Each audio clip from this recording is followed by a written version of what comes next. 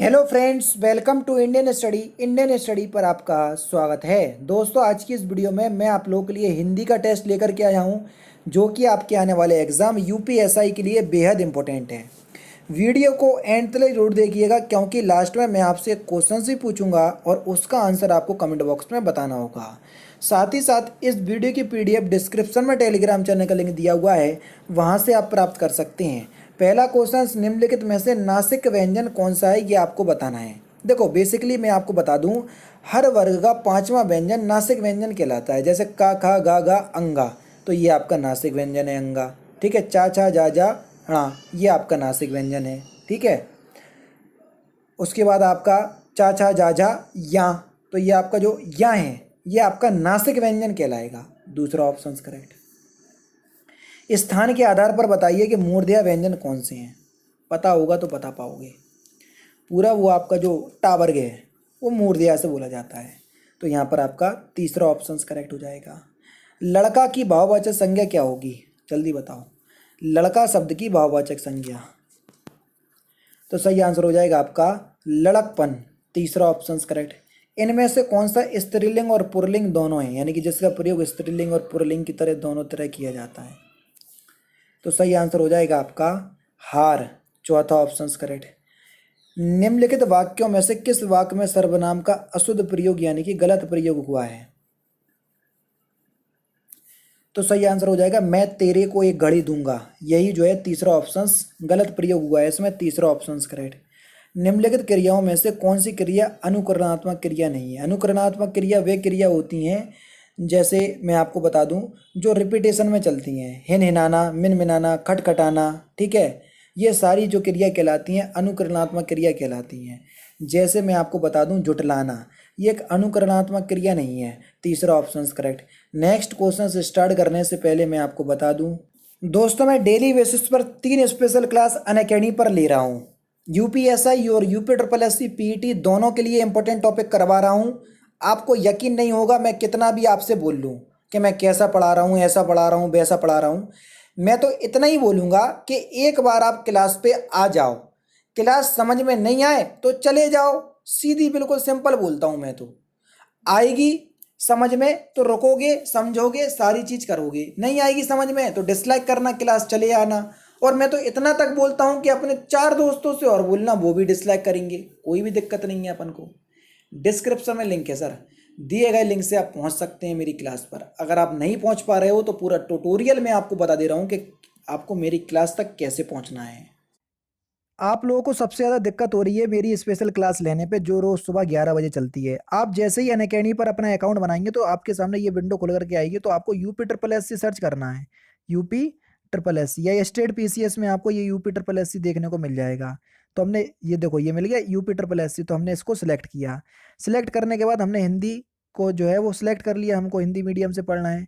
आगे की जो आपकी प्रोसेसिंग है वो यहाँ पर हो जाएगी और आपको यहाँ पर यूपी ट्रिपल एस सी लिख करके आ जाएगा। देखो, ये लिख करके आ गया यूपी ट्रिपल एस सी। अब UP triple S C category में आपको कुछ नहीं करना। आपको जाना है ये सर्च पे और यहाँ पर आपको मेरा नाम सर्च करना है। मेरा नाम है तारिक सरवर, TARIQ, तारिक सरवर, ये मेरा नाम है। तो देखो, मैं आपको वहां पर दिख जाऊंगा। ये दिख गया मैं। ठीक है। यहाँ पर जैसे ही आप करोगे तो आपके सामने इसको आप क्लिक करोगे तो मेरी सारी क्लासेस आपके सामने आ जाएंगी। जो आगामी क्लास होंगी वो भी आ जाएंगी। देखो, ये सारी क्लासेस आ गई। अभी हाल ही में क्लास लेकर के हटा हूँ 37 मिनट पहले। तो आपको मेरी क्लास देखना है, सपोज करो यही वाली क्लास देखना है, तो मैंने क्लिक किया। तो अब क्या करना पड़ेगा सर, आपको क्लास अनलॉक करना पड़ेगी। जैसे ही मैंने आपको क्लास में किया तो अनलॉक कोड आपको मांगा है। तो अनलॉक कोड है आपका इंडियन स्टडी, जो कि हमारे चैनल का नाम है इंडियन स्टडी। कहीं भी कोई भी स्पेस नहीं है ये है। और इसको हमने अनलॉक कर दिया। अब आपके सामने क्लास अनलॉक हो गई।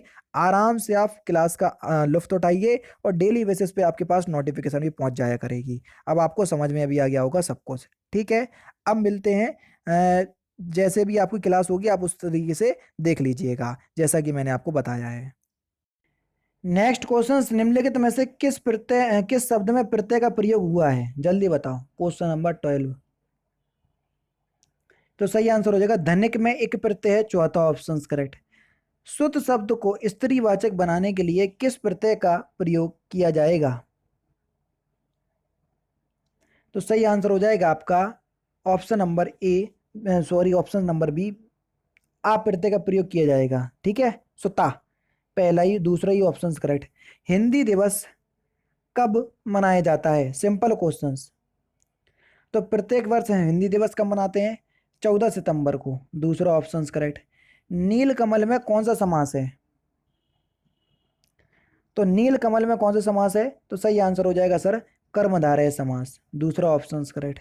निम्नलिखित में से कौन सा शब्द अंबर का अनेकार्थी है, अंबर का अनेकार्थी, तो सही आंसर हो जाएगा सर गगन। गगन शब्द जो है ये अंबर का अनेकार्थी शब्द है। अचल शब्द का एक अर्थ है स्थिर, और दूसरा अर्थ क्या है, एक अर्थ आपका स्थिर है और दूसरा अर्थ है आपका निश्चल, दूसरा ऑप्शन करेक्ट। निम्नलिखित में से कौन सा शब्द प्रस्थान का विलोम शब्द है, जल्दी बताओ। आगमन प्रस्थान का विलोम शब्द है, पहला ऑप्शन करेक्ट।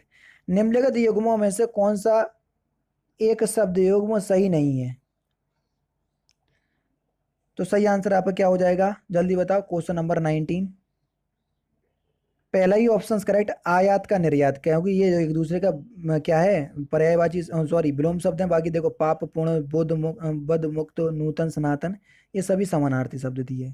बिडोजा पर्यायवाची है किसका, बिडोजा पर्यायवाची शब्द है, तो ये यंत्र का पर्यायवाची शब्द है, तीसरा ऑप्शन करेक्ट। मछली का पर्यायवाची कौन सा नहीं है, सिंपल है, बता सकते हैं। अंबर मछली का पर्यायवाची नहीं है। निम्नलिखित में से वर्तनी की दृष्टि से शुद्ध रूप बताना है, वंदना किस प्रकार से लिखेंगे आप, ऑप्शन नंबर डी बिल्कुल सही आंसर है। शुद्ध वर्तनी आपको बताना है, बाढ़ में किस प्रकार से लिखेंगे, तीसरा ऑप्शन करेक्ट है। कौन सा शब्द तद्भव शब्द है, जल्दी बताओ। पंख एक तद्भव शब्द है। ससुर का तत्सम बताना है, ससुर का तत्सम, तो सही आंसर हो जाएगा ससुर, तीसरा ऑप्शन करेक्ट। देशज भाषा का चयन कीजिए, निम्नलिखित शब्दों में से कौन सी देशज भाषा का शब्द है, डिबिया, यही आपका सही आंसर है, पहला ऑप्शन करेक्ट। अंत्यज शब्द के लिए वाक्यांश बताना है, वाक्यांश का एक शब्द आपको दिया है, वाक्यांश आपसे पूछा है। तथाकथित निम्न जाति में जन्म लेने वाले को हम अंत्यज बोलते हैं, चौथा ऑप्शन करेक्ट। अनिश्चित जीविका के लिए एक सही शब्द कौन सा होगा, तो अस्थायी सेवा, दूसरा ऑप्शन करेक्ट। चारू चंद्र की चंचल किरणें में कौन सा अलंकार है, तो यहां पर आपका अनुप्रास अलंकार है, पहला ऑप्शन करेक्ट। तीन बेर खाती थी वे तीन बेर खाती है में कौन सा अलंकार है, चारू चंद की चंचल किरणें में देखो चावर्ण की आवृत्ति बार बार आ रही ना, इसलिए यहाँ पर अनुप्रास है। और देखो तीन बेर खाती तो वो तीन बेर खाती है, तो देखो एक शब्द एक से अधिक बार आए, अर्थ अलग अलग हो, तो वहां पर यमक अलंकार होता है। देखो यहाँ पर कारक पहचानना है, हिमालय से गंगा निकलती है, तो आपको बताना है। अब देखो हिमालय से गंगा जब अलग होगी तो तभी तो निकलेगी, और जब से कारक चिन्ह का यूज अलगाव के लिए या अलग होने के लिए होता है तो वहां अपादान कारक होता है। रामचंद्र शुक्ल का हिंदी साहित्य का इतिहास पहली बार कब प्रकाशित हुआ था, जल्दी बताओ। तो सही आंसर हो जाएगा सर 1929 में हुआ था, दूसरा ऑप्शन यहाँ पर आपका बिल्कुल करेक्ट है। अर्धकथा किसकी आत्मकथा है, जल्दी बताओ। अर्धकथा किसकी आत्मकथा है, तो ये डॉक्टर नागेंद्र की है, पहला ही ऑप्शन करेक्ट। कितने पाकिस्तान के रचनाकार कौन है, जल्दी बताओ। तो कौन है, कमलेश्वर, पहला ही ऑप्शन करेक्ट। कलेजे पर सांप लौटना, इस मुहावरे का सही अर्थ क्या है, तो सही आंसर हो जाएगा ईर्ष्या, ईर्ष्या से जल उठना, दूसरा ऑप्शन करेक्ट। औंधी खोपड़ी मुहावरे का सही अर्थ क्या है, औंधी खोपड़ी यानी कि मूर्ख होना, पहले ही ऑप्शन करेक्ट। निम्नलिखित में से शुद्ध वाक्य आपको बताना है 37, आराम से देख लो चारों ही ऑप्शंस फिर बताओ। चलो अब दिख गए चार ऑप्शंस। शरत काल में चंद्रमा की शोभा देखने योग्य होती है ना, तो यहां पर आपका तीसरा ऑप्शन बिल्कुल करेक्ट। नेक्स्ट क्वेश्चन, निम्नलिखित में से कौन सा वाक्य जो है वो शुद्ध है, 38, जल्दी बताइए। तो सही आंसर हो जाएगा आपका सुरेश के लिए पत्र लिखना है, पहला चौथा ऑप्शन यहां पर आपका बिल्कुल करेक्ट हो जाएगा। 39 और 40 में आपको एक वाक्य को चार भागों में विभक्त कर दिया, जिस पार्ट में गलती है वही आपको चुनना है। वकील की बात श्रवण कर, वकील की बात सुन कर, श्रवण कर क्या होएगा, श्रवण कर थोड़ी ना आएगा, सुन कर आएगा, ठीक है। तो पहली पार्ट में गलती है यहाँ तो। उसके पिता की मृत्युपरांत के बाद, मृत्युपरांत के बाद उनके चाचा उनके संग रहने लगे, इसके किस पार्ट में गलती है? तो इस क्वेश्चन का आंसर आप मुझे कमेंट बॉक्स में बताएंगे, मुझे तो दिख गई। अब आप बताओ कि किस पार्ट में गलती है। तो दोस्तों ये थे 40 हिंदी के इंपॉर्टेंट क्वेश्चंस जो कि मैंने आज के इस वीडियो में आपको कंप्लीट करवा दिए। वीडियो अगर आपको अच्छी लगी हो तो प्लीज़ दोस्तों वीडियो को लाइक और शेयर जरूर कर दीजिएगा। तो दोस्तों फिलहाल की वीडियो में सिर्फ इतना ही। अगर आपको वीडियो पसंद आए तो प्लीज़ दोस्तों वीडियो को लाइक कीजिए, शेयर कीजिए और साथ ही साथ हमारे चैनल को सब्सक्राइब करना ना भूलें, क्योंकि मैं रोजाना इसी तरह की वीडियोस आप लोगों के लिए लाता रहता हूँ। नमस्कार दोस्तों, जय हिंद, जय भारत।